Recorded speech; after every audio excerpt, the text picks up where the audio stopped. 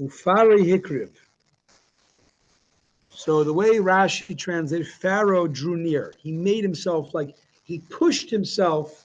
He didn't just approach. He was like maniacally. I don't know if the word was maniacal. He was like crazily pushing himself to be at the forefront of the army to attack the Jews.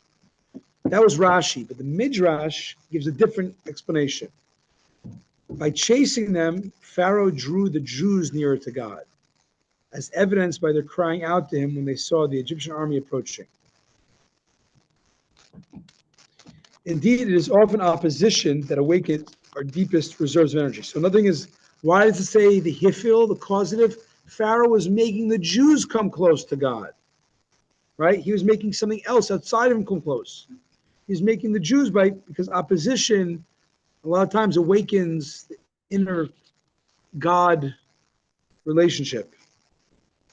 When we are confronted with a challenge, a metaphor, a proverbial Pharaoh, we should view it as an opportunity for spiritual growth rather than try to avoid it. Comfort and contentment can cause us to lose sight of priorities, weakening our sense of urgency in our divine mission. Physical or spiritual adversity can shock us out of this indifference, undermining our self-assurance and affording us the opportunity to advance in our relationship by breaking through the obstacle. Okay, the Rabbi gives you a grammar lesson. Why was it causative? Because he was making the Jews come close. And every Pharaoh in your life, every antagonist to godliness of your life, whether internal or external, is really, as we said in Tanya today, nothing's outside of God. The darkness is also part of God. So if darkness descends upon you, it's also to make you come close. By the way, Rabbi, some of the best advice I've ignored in my life has come from people I don't like. Consequently, I've changed my philosophy into, the idea of the Godfather. Keep your friends close and your enemies closer. Listen to people that you don't like because they may have good things to say. I don't know if the Godfather meant it. He meant it more of a Machiavellian way. You're saying it more in a positive way. Yeah, but I'm just saying, practically speaking, right. A lot of times what you don't want to hear is what you should be hearing. This is a very, the God embracing that everything is part of God, life.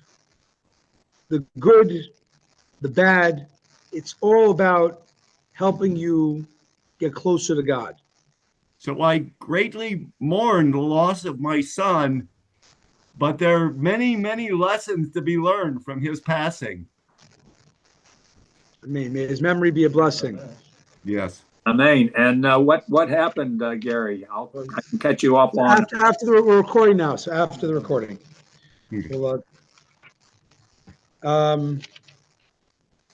so today's mitzvah on page 160 is the 168 prohibitions that a Kohen Gadol is forbidden from becoming tamei by means of a dead body, regardless of the type of contact, whether through touching or carrying.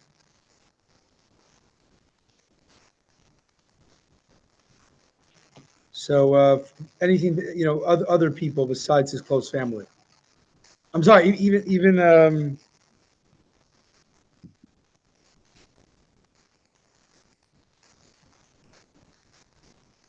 yeah.